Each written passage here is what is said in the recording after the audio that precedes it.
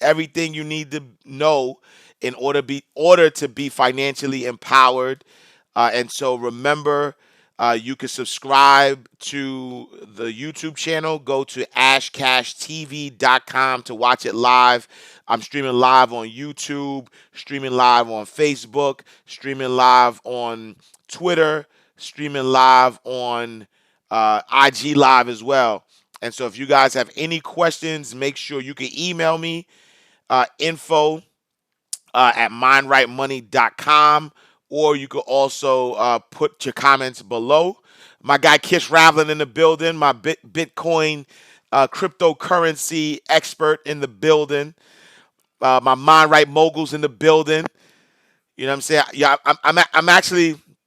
So let me tell y'all a little secret, right? So anytime I come up with a dope name, I don't know. I think I'm a domain name hoarder. You know what I'm saying? Because anytime I come up with a dope name, I'm always hoarding domain names. So immediately when we came up with Mind Right Moguls, I was like, oh, mindrightmoguls.com. So I don't know what I'm gonna do with it yet. I just wanted to own the name because I'm just that way.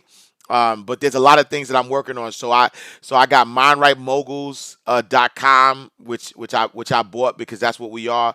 And but then I also bought mindrightmasterminds.com because at one point I wanted to start a mastermind group, which I still might. But I'm thinking that the mastermind group might just be what we do with Mind Right Moguls. So I'm trying to figure that out. I want to do weekly lunch and learns every Wednesdays at 1 p.m. And I'm calling it Ash Wednesday, like WINS, like what I mean, you winning. So Ash Wednesday. I'm saying I'm a marketing genius. Don't sleep on me. You know what I'm saying? And so I own ashwednesdays.com. Like I got all these domain names that I use that I'm gonna that I want to kind of rock out with. So welcome. Let me just pull up the news real quick. Yeah, couple of things in the news that I wanted to talk about, and then again I'm gonna open it up for any questions. So as always, if you have any questions, put either email them to me, info at mindrightmoney.com. I mean, don't email them now because if you email them now, I'm not gonna see them till tomorrow or till later.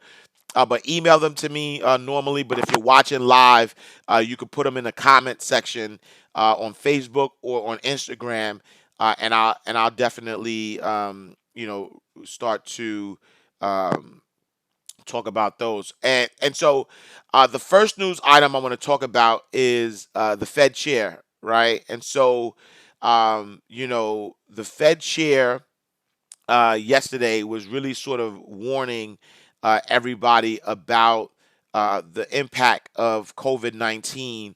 And, really, he's really, really worried about the economy. And that, Jerome, Federal Reserve Chair Jerome Powell, and he warned yesterday of the threat of a prolonged recession, right, resulting um, hold on. A threat of a prolonged recession resulting from the viral outbreak, and urged Congress and the White House to act further to prevent lasting economic damage. Right, the Fed and Congress has taken far-fetched steps and try to counter what is likely to be the severe downturn resulting from the widespread shutdown of the U.S. economy. But Powell cautioned that numerous bankruptcies among small businesses and extended unemployment for many people remain a serious risk. He said, we ought to do what we can to avoid these outcomes. And so when you think about the Fed has honestly done um, all they could do, and I guess that's why the Fed chair is actually like coming out. Like he's coming out saying, "Hey, listen, we need some help, right? We need some help because what's happening is that normally, like for instance, like what's in the Fed's power, right? So they could slash interest rates, they could buy government bonds, they can start new lending programs, right? Which is all stuff that they've done. But now they're like, yo, Congress, we need your help, right? And so what he's saying is that this is the worst. This is worse than any recession that we've had since World War II, right? So think about that. Um, and so Congress is acting, So I mentioned this yesterday, but I'll say it again, right? So yes, um, Congress or the Democratic House, they're planning to vote on a new $1 trillion aid, relief package, and they're gonna vote on it tomorrow. But it doesn't include money for grants. So what Powell is saying is that they should have money for grants. They should be giving grants out to small businesses, and then the um, after it's introduced in the House, then it's supposed to be introduced in the Senate, and so we just don't know. We just don't know if it's going to be passed. But the reason why I think it's important, and this is why I'm bringing this up, because the economy is important, but there's a saying that says like, when the country catches a cold, the black and brown community catches a flu. And so I found this interesting, and not saying that it's only black and brown people who are low income communities. So let me just get that clear because I don't want anybody to think that's what I'm saying. But there's a good majority of black and brown communities, or in general, that fall under that low income status, right? So low income. Um, uh, in the United States is designated by any family that makes $40,000 or less, right? So if you make $40,000 or less, then you're considered a low income family, meaning a family, right? I mean, maybe if you make $40,000 and you're single, maybe you don't count, like you're just you by yourself. Maybe you're not low income. I don't know. But if you make $40,000 or less, and you have a family, maybe kids, household, whatever, then you're considered a low income. And the thing that we have high unemployment right now. Like again, the numbers are coming out. I think we're up to 60 million jobs being lost.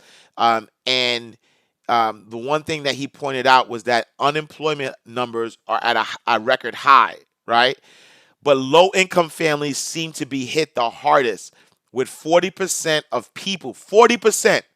of people in households making less than 40,000 a year losing their job in March. So think about that. 40% of the people that lost their jobs in March made $40,000 or less, which are are considered low income, and so that's why this is such a big deal. And it's one of those situations where I'm hope not even hoping, forget hope. I'm really um, employing everybody to get to a space that you are trying to figure out how can you use your skills to make money. And the one thing I was thinking about creating multiple streams of income. What you've made in the past is not an indication on what you can make in the future. Just because you've never seen a certain amount of income doesn't mean you can't see that income, right? Like somebody who didn't come from money, who's a millionaire right now, and or a thousandaire right now. It was their first time making you know what I'm saying, $1,000. Think about when you got your first job. It was your first time making that money, and you didn't think like, oh my God, I'm not gonna be able to make this money. No, you went out and you made that money. And so I want to make sure that you understand that. Like, stop looking at your current situation as the indicator of where you are. It is not the indicator of where you are. And that's not, and I didn't say that wrong either. It's right. Your current situation is not an indication of where you are. That is not a slip up. I meant to say it that way, right? Currently, your current situation is not an indication of where you are. And the reason I say it this way is because in order for you to get to a place, you got to get there in your mind before you get there physically. Please understand me, right? Before you get to a place physically, you have to get there in your mind. So your current situation is not an indication of where you are. Where you are, you have to get there here first in your mind. And once you get there in your mind, then you can manifest it and become that in reality. Most millionaires become millionaires before they even touch the money. Most people who make thousands of dollars, or thousandaires, they make thousands of dollars before they touch the money. And so do not get to a space where you're looking at not having a job, not having multiple streams of income, not whatever. Like, stop focusing on that. Get to where you need to get in your mind first. Get to where you need to get in your mind first. And I'm gonna switch off to the story about Jeff Bezos, because I think this is an interesting story. I joked the other day about, the pandemic. It seems like Amazon is the winner. You know what I'm saying? Amazon is winning in this pandemic because Amazon is at a space where they're control. Everybody's home, so when people are buying, they're buying from Amazon, right? Amazon has this, has Whole Foods, has these cashless registers, so they're gonna win, right?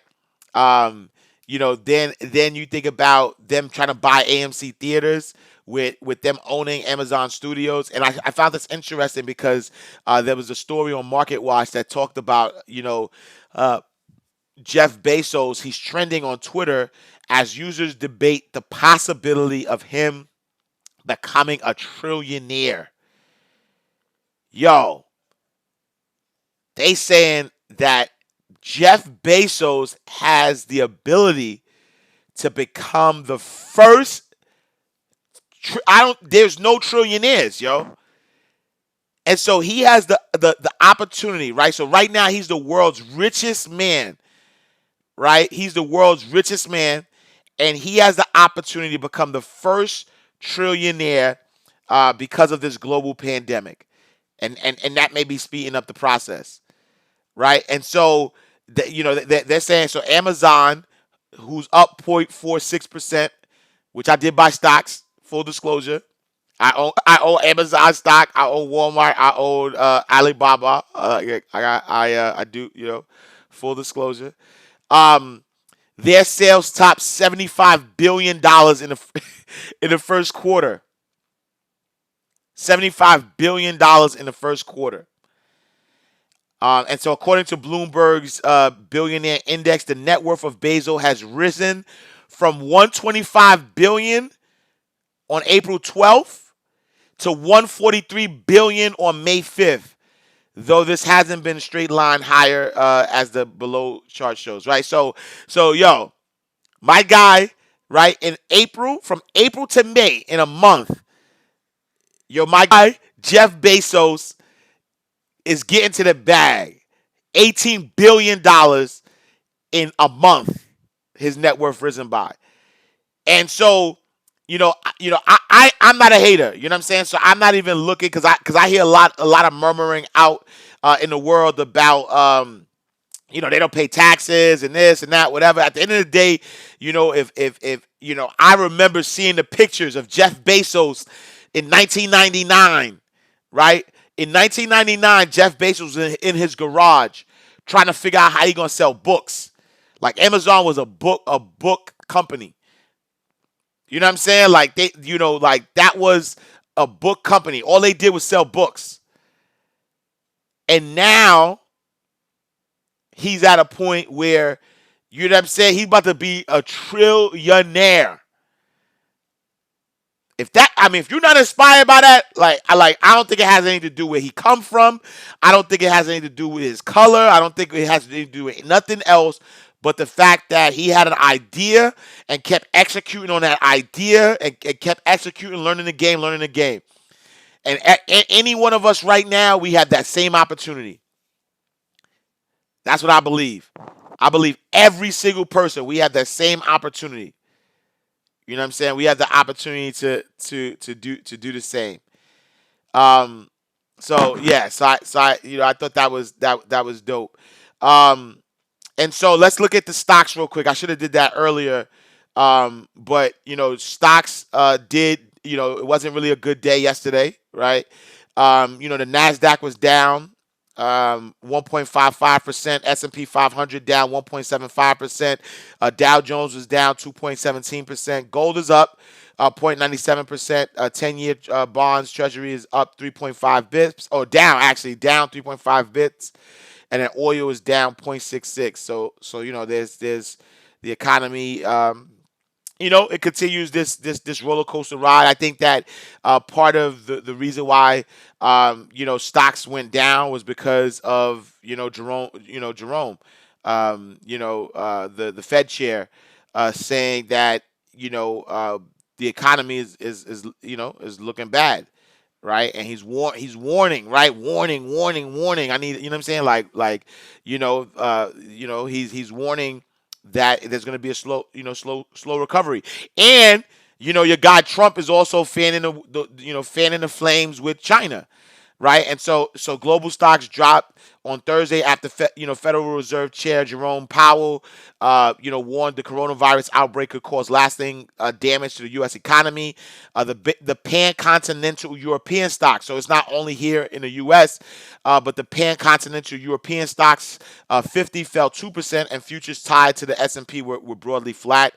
But President Trump, he fanned the flames, the tensions with U.S. He tweeted, "Dealing with China is a very expensive thing to do, and even 100 trade deals would not make up for the plague from China." So um, he continues to fan the waves on that. All right, so let's see what else.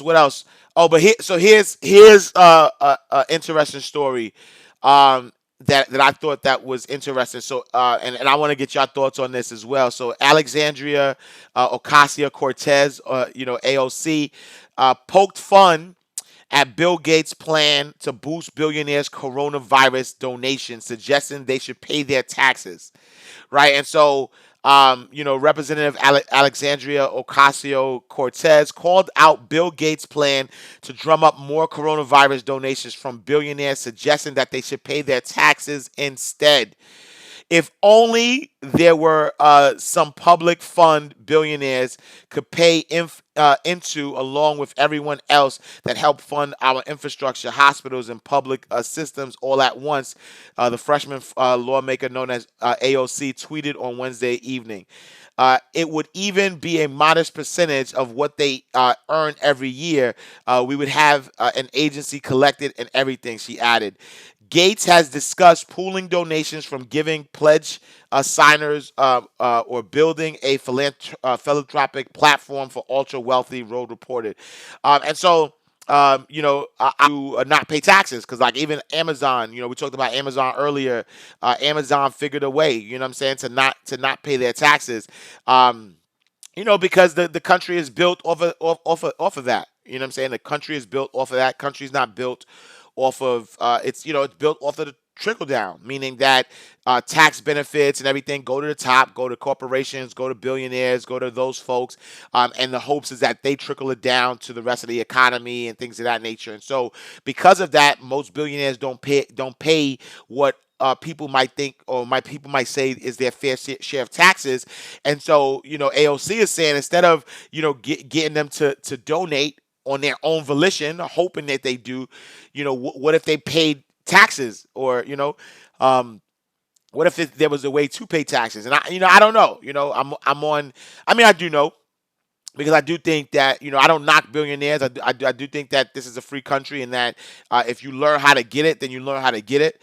But I do think that the more billionaires that we have, the more variability there is. You know what I'm saying? Meaning that we're depending on one or two people to really, like, help with our economy, and help, what I'm saying, like, from that perspective, when I think that, and it's not on them, because I do think that we, meaning that the country, people who are smart, and can create businesses, we're our biggest limits. We don't believe in ourselves enough, and because we don't believe in ourselves enough, that's the reason why we don't, take the risks that we need to take in order to start businesses. You know what I'm saying? And I think that if we knew that we had the power, that we could literally create systems and create businesses that can help us. So, all right, got 10 more minutes. And then I'm gonna open it up for any questions that you may have. I found this story interesting. That even in this time of crisis, the meat industry is being hit really hard, and so there's a lot of meat plants that are closing. And I don't eat pork. I haven't eaten pork since 2001. So I'm literally going on 20 years of not eating pork. And so, but I still, feel for the animal. You know what I mean? I see that pigs are being gassed and shot, right? Because there's an overflow of, with the plants being shut down, there's an overflow of the animals, and they don't know what to do with them. I've played around we're trying to go vegan and vegetarian for a while, but I don't know, man. I can't, that chicken and turkey be calling me. But I'm working on it. I think at some point I'll get to that space because I do think that from a health perspective, when you start thinking about this disease even, and your immune system and what it does, you could literally reverse the what all the diseases and underlying stuff by by making sure that you are feeding your body the right thing.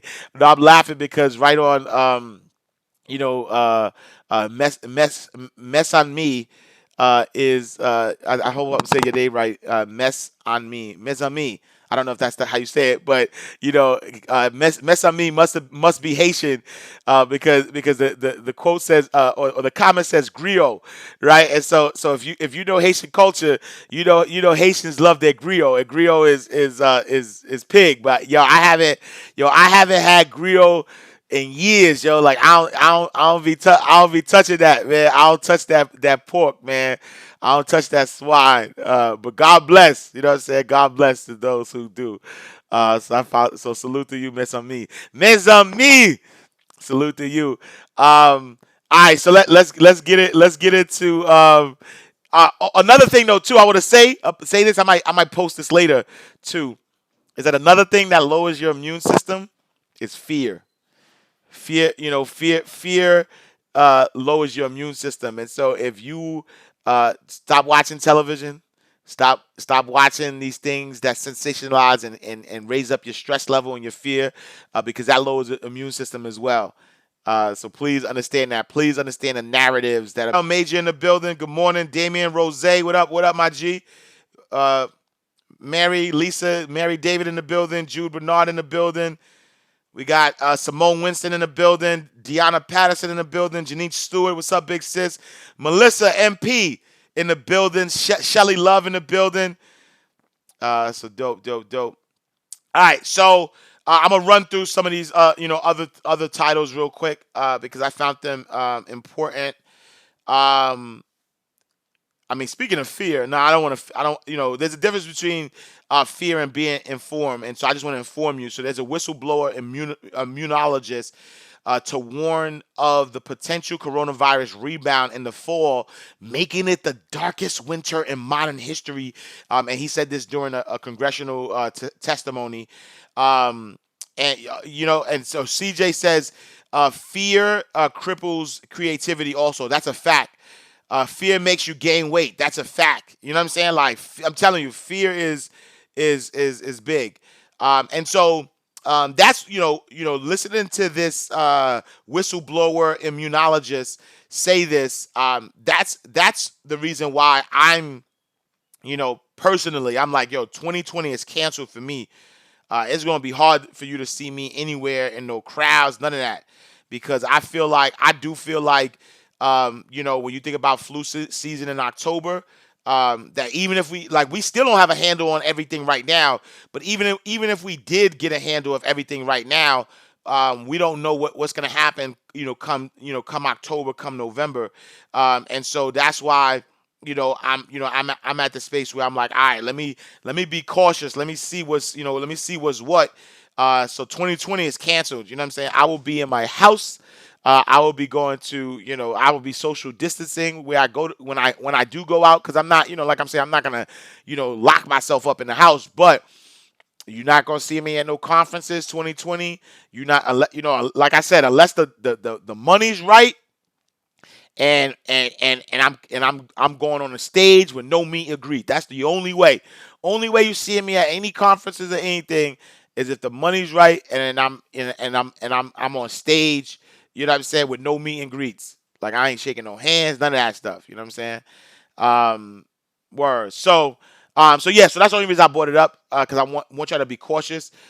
Because even as you start thinking about them having a handle of it, because even like Wuhan, China, they I think quarantined for 76 days, and as they quarantined for 76 days, they were able to get to a point where they don't have any new reported infections, but they also are thinking about the fall. They also think that the fall, that might change. So be careful with that. Um, all right, last thing. I wasn't gonna bring this up. I wasn't gonna bring this up because I feel a kind of way about it. You know what I'm saying? Like, yeah, I wasn't gonna bring this up because I'm not like, I don't want to be the gossiping type. You know what I'm saying? But I did want to get people's thoughts about this, because I kept seeing this on my timeline about Lil Boosie. Oh no, we don't call him Lil Boosie no more. We call him Boosie Badass. So Boosie Badass um, was on a live talking about how he was able to he gets grown women to perform oral sex, I guess it's called. I'm trying to be political. On his sons and his nephews, and I think they're young. They're like 12, 13 years old. Um, and I don't know. I mean, I know how I feel about it. I ain't even gonna sit here and lie to you, because I have a son. My son is 4, but I also have a daughter. My daughter's 12, right? And he's saying, "Yo, I'm raising them right. I'm showing them the way." Um, and it's disturbing to me because, number one, I feel like I feel like what what if that was girls? You know what I'm saying? What if he had daughters and he was like, yo, I'm teaching my daughter in our not all of us, but I think that a lot of us in our community have it wrong when we think about raising kids right. Um, right? Teach them how, like you're a businessman. I hope you teaching them how to start a business. You know what I'm saying? Like, teach them how to be business owners. Teach them how to manage their money. Teach them how to pass down generational wealth. Like, that's teaching them right. You know what I'm saying? Like when you all right. So here's what I'm saying. Um, when you get when you become an adult, um, whatever your sexual desires are as an adult, that's what your sexual desires are. So I don't judge you. You know what I'm saying? So however way you give it up as an adult, it's how you give it up. You know what I'm saying? Like, um, that's it. But when you're shaping the minds of the youth, and you're doing so, and like like we get outraged, and this is why I'm bringing it up, because I think there's a double standard, right? Um, we get outraged by R. Kelly, right? Like, I cancel R. Kelly. I'll be honest, meaning that I don't listen to his music. I'm good. I don't, like God judges. You know what I'm saying? So I'm not in a way of like, oh my God, he should go to hell and all like that. Or like, God is the one that judges. So I'm not, judging the man or whatever the case may be. But I decide, for me, if something don't feel right for me, I'm not doing it. You know what I'm saying? Or I'm not getting involved in it. Just like, I don't condone people who are street people, who took an oath to the street life and then start snitching and ratting on things that they've done. I don't condone that. That's just my code. I don't judge you. You do what you do. You might have your reasons, but at the end of the day, I was brought up a certain way, and I don't believe anybody who's involved in the street life should have the right to snitch on anything. You know what I'm saying? That's just me, right? So I have a code. So R. Kelly, I have a code, right? Like, but what you know what I'm saying? Like what like we cancel and not cancel, but we outraged about R. Kelly, but not, there's no outrage on a grown man getting grown women to perform oral sex on kids. Like that's disgusting to me.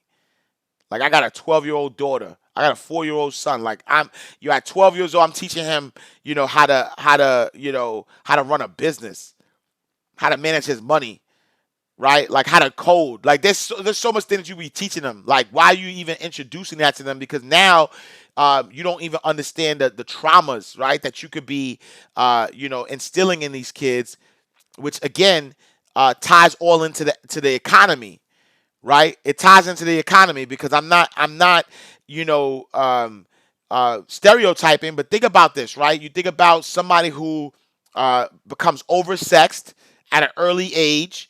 Now they're so oversexed that they start to, have sex. Like you can start having babies early. So think about 15-year-olds, 16-year-olds, 17-year-olds having babies, multiple, baby mothers, not fully developed, no real economy. And so how you taking care of these kids? And then now we have the cycle of child support. You know what I'm saying? So I think there's a um man, I just think I just found that disturbing. All right, so I mean, man, I need to end on I need to end my news on a high note because I didn't really like I just I didn't want to I should have ended on a high note. And the other I got two more stories that are equally as ratchet and righteous. You know what I'm saying? Easily easily ratchet. So I'm not, let me see. Stay at home order rejected. All right, so we gonna leave it there because I don't want to I don't want to uh give you the ratchetness.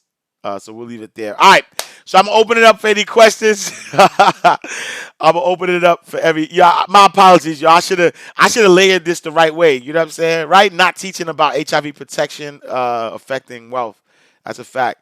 I'm where is your podcast? My podcast is available theashcastshow.com. So the podcast version of this is available on iTunes. So you can search the Ash Cash Show there. You can also go to the ashcastshow.com to listen to the audio version of this every day. You also, if you want to watch it live or watch the um, repeat version of this live, you can go to ashcashtv.com, ashcashtv.com. Please spread the word. Tell a friend to tell a friend. Subscribe to me on YouTube. And so, make sure you tune in, you tap in. Soon, what I'm going to start doing is providing bonus material on the podcast, just to give you guys an incentive to, listen to this live, but then also go to the podcast. I'll have behind the scenes stuff, some tips. I'll have like interviews and things of that nature.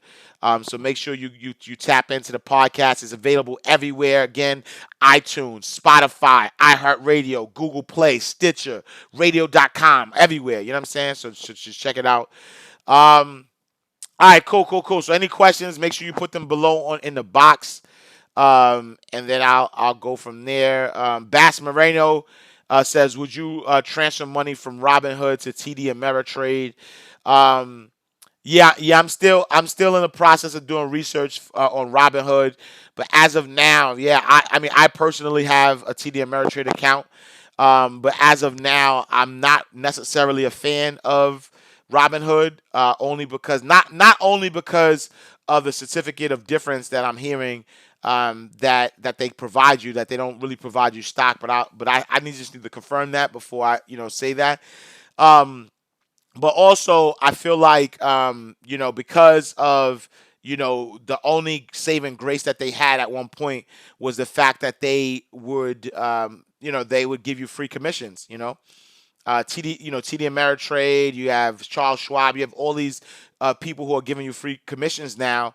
That I think that it makes sense to look at the other places to buy stock. So yeah, I would potentially do your research, look at TD Ameritrade, make sure that TD Ameritrade is your right fit. I need some sponsors, yo. TD Ameritrade, what up? Y'all need to holler at me, man. I need y'all to sponsor the show. TD Ameritrade sponsor the show. I need some sponsors. I need some sponsors. But yeah, so that's a great question. So I would definitely look into that. All right, so now let's jump into the questions. Let's go to do you think the vending machine business is a good way to go due to social distancing? You answered that question yourself just now, right? And I, yes, right. The young poppy asked, "Do you think that vending machine business is a good way to go due to social distancing?" Absolutely, right? Think about social distancing and what social distancing mean, right? So social distancing means right now that no group of 10 people or more can get together, right? Um, so no group of 10 people or more should get together, right?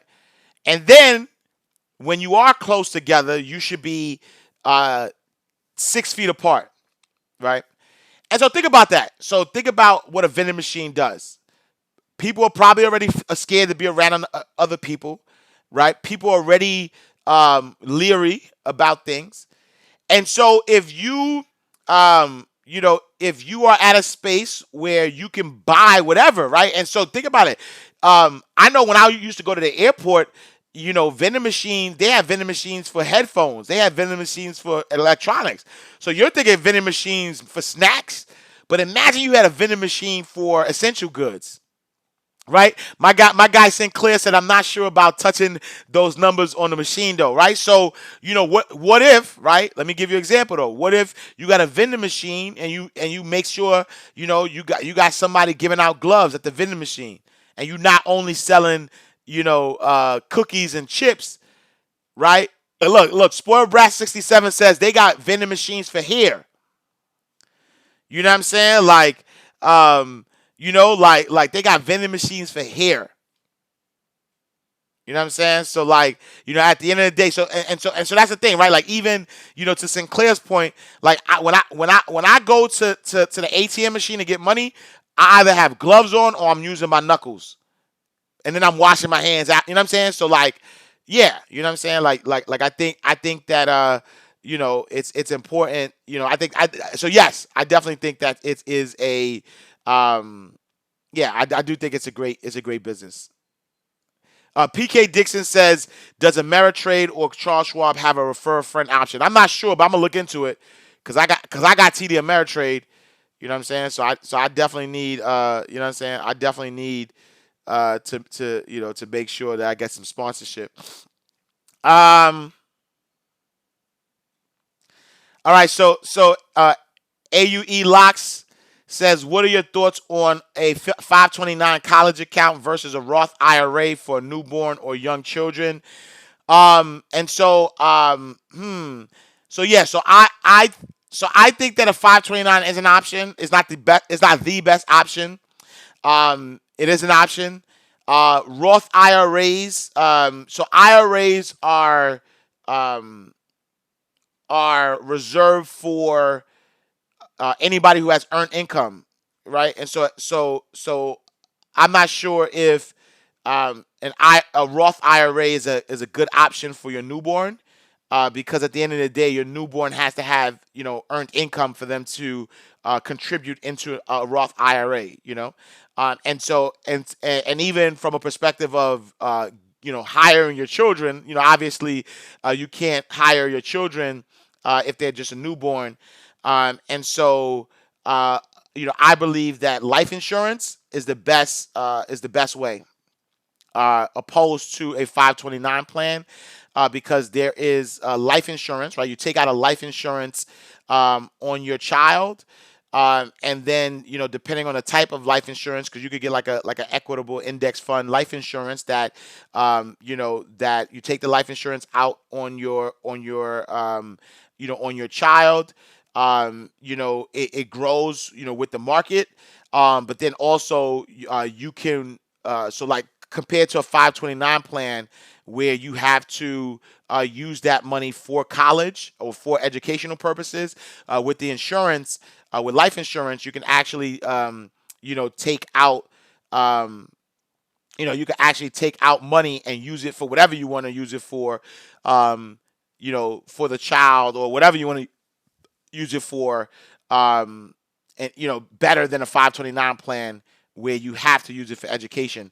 Um, I mean, so Tamika Mighty says term is always best. That is not true.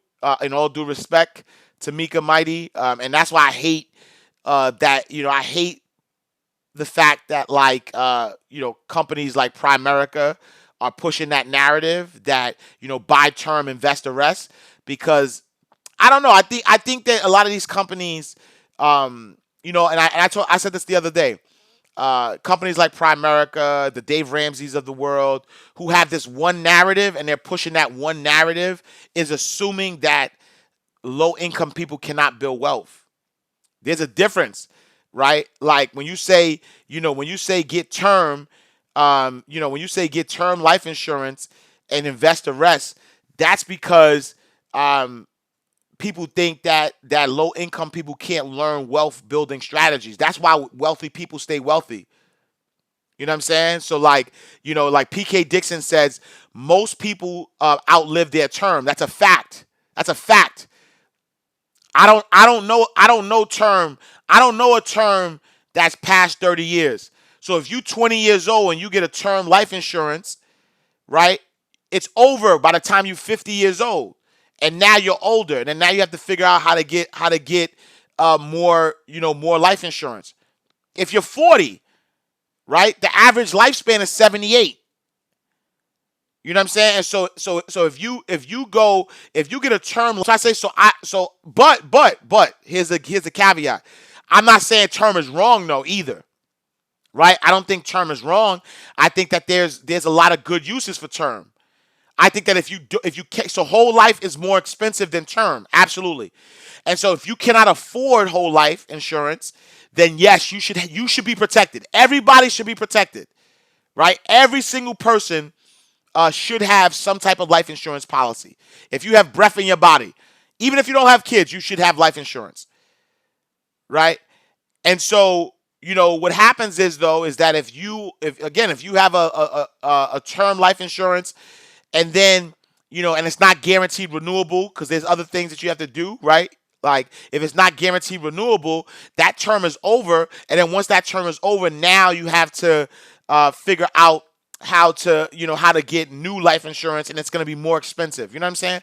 And so I think that if you can't, because you could get, I think everybody, especially with coronavirus, I think everybody, and I'm gonna do a video about this. I think everybody should be having term life insurance if you don't have no insurance, right? Because you can literally $30 a month, you get $100,000, term life insurance. So that way, if God forbid, or God willing, actually, God, if it's God's will, let me not say God willing, but if it's God's will, because I don't like that term, God forbid, right? Because everything is God's will, and so if it's God's will that it's your time, you want to make sure that your family doesn't have to figure out how to bury you, and then there's money left over, right? And so I think everybody should have some type of life insurance, but that saying that term is always best is not true. Term is not always best, because there are wealth building opportunities in whole life. Like I just said, two EAUs, all AUE locks comment about 529s, right? You will be better off getting a whole life insurance policy on your newborn that could help, better than a 529 plan that could help you, create a tax shelter. You know what I'm saying? Um, and so, yes, I think that there is an opportunity for, there is an opportunity for, whole life insurance. So I'll leave it there. Um, right. So I don't think one is better than the other. I think that you have different options. That's all. I don't think one is better than the other. I think it's based like, personal finance is called personal finance for a reason. It's personal. Everybody's situation is different. I could tell you all the things my family and I have set up for our family, but that's works for our family because we have different goals. We have different plans. And so it's different. You know what I'm saying? Like what's gonna work for our family is not gonna work for every family. And so that's why you should have a financial coach or a financial advisor or someone who's advising you based on your personal experience. And speaking of which, go to mindrightlegacy.com. Make sure you sign up for, if you need Ash Cash as your financial coach, go to mindrightlegacy.com. You like that plug. Tap in, tune in. I could create a plan for you. Um, let's see. Um, God bless. 35 ask, what do you think about stockpile? And so for those who don't know what stockpile is a way to get into investing, right? And so stockpile allows you to, it allows you to like gift, like you can start, there's like, you can start investing at $5. They have what's called fractional shares. And what fractional shares are is like, let's say, for instance, Amazon costs $2,000 a share and you can't buy one share. You could buy fractions of it. They offer, 99 cents per trade, and there's no monthly fees or minimums. There's no monthly fees or minimums. I think it's a good way to get started, especially if you're young. Young people can get started using Stockpile. And I think it's low fees, but I also think that there's other options out there that have no fees. And so like I told you yesterday, I use Cash App because Cash App sells stocks as well, and I did do research, and Cash App, I own the stock because I got an email the other day about voting for Walmart because I invest in Walmart. Those are the only three stocks I bought on Cash App. I bought Walmart, I bought Amazon, I bought Alibaba, and I got an email the other day about voting on Walmart because I'm a shareholder, right? And so you are buying direct stocks from Cash App, and so I think that's a viable option as well. And so, yeah, I think it's a good, I think it's a good option, but there's other options out there as well. Um, Spoiled Brat 67 says, should I keep my whole life? Someone is telling me to get term. I think it depends. I think it really depends on what your goals are, how old you are, whether it makes sense or not. You know what I'm saying? I again, um, whole life is more expensive, and so if you have a whole life insurance policy, let's say, and in that whole life insurance policy, it's going to because it's forever, right? Because that's why it covers you for your whole life. And so it depends on what the death benefit is compared to what you could get from a term insurance, and then maybe there's riders that you can add on to the term to make it guarantee renewable, right? So you could get covered more. But again, it all depends. It is not. I would not say keep it. I would not say get rid of it. It all depends on your personal situation. What are your financial goals? What are you looking to accomplish? Right? How do you like I can't tell you enough that there is not one size fits all personal advice, financial advice. I will educate you on what's what, the difference between what. I will educate you on how to maneuver, and you have to, seek out, somebody to help you decide whether that's a personal thing to do. So Spoiled Brat 67, I'm not saying to keep it. I'm not saying let go of it, but I do think that you should have somebody review it, and to see whether it's in line with what your financial goals are, right? So I'll give you an example where term is dope. I'll give you an example where term is dope, right? Owning a home, right? Let's say you own a home, and your mortgage is 30 years, right? And so if anything were to happen to you before you pay off that mortgage in 30 years, you want that house to stay in the family, right? And so what do? You buy a 30-year decreasing term life insurance, right? And so let's say your mortgage is $200,000. So you get a decreasing term life insurance policy for $200,000, a 30-year term, and each year you have it decrease as you pay off that mortgage. So that way, if anything happens to anybody who's paying the mortgage within that time frame, if anything happens to them, and their kids don't have to worry about how to pay off that mortgage, that death benefit now covers the mortgage, and now that home is owned. And I would say get a little more, for property taxes, right? And so that is a great use of term life insurance. But then again, I just gave an example of whole life insurance, how that works. So you hear what I'm saying to you?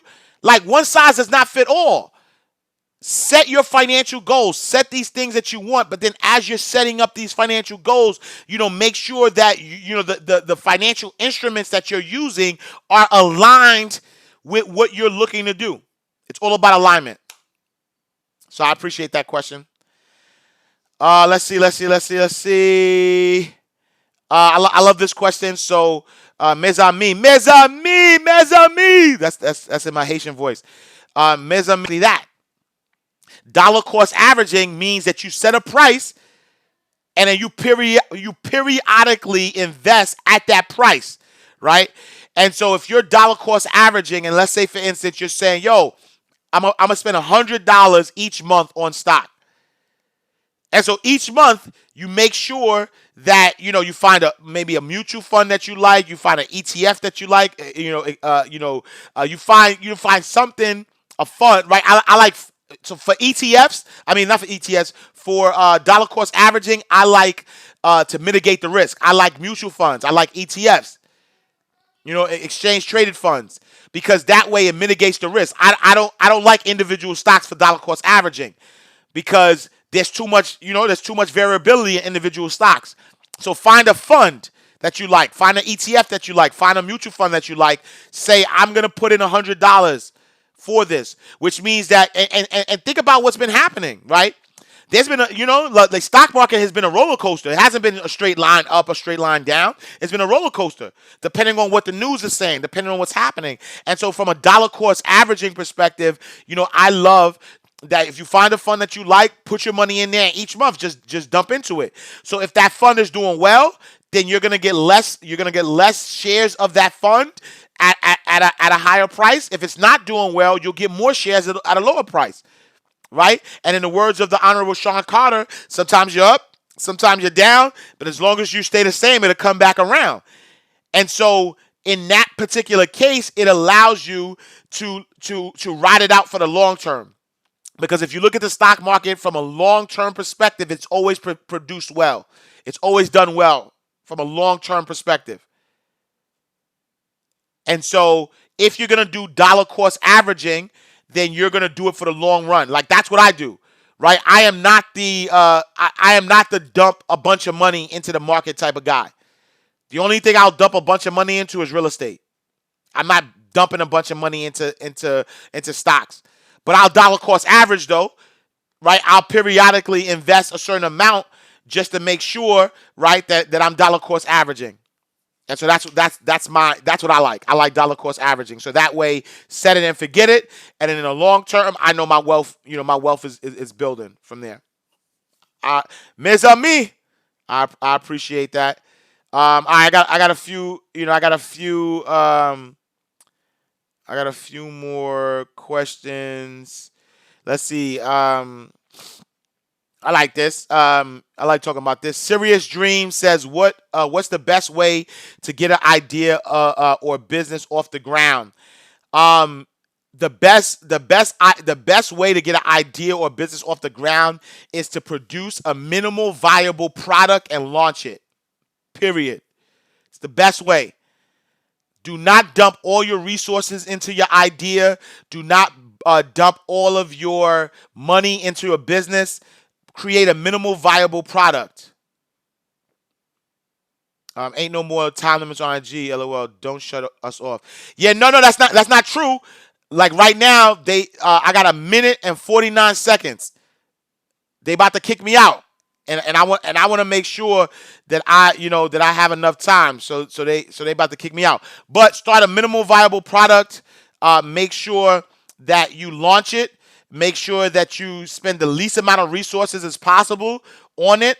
And then once you spend the least amount of resources, see if you could prove the concept. And then once you prove the concept, that's when you jump in and you start adding money and resources to it.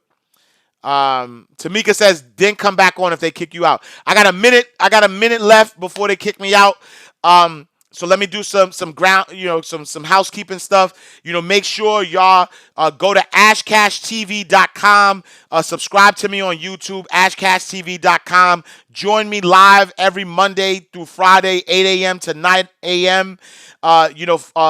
Go to subscribe to us on my podcast, The Ashcast Show, on iTunes, on Stitcher, on Spotify, on Google Play, on iHeartRadio, wherever podcast is available. Go to mindrightlegacy.com if you need a financial coach. We're doing group coaching. Follow me. Go buy some courses, buy some books. Go to shop.mindrightmoney.com. And I'll see y'all tomorrow, same time, same place. I love y'all. Peace.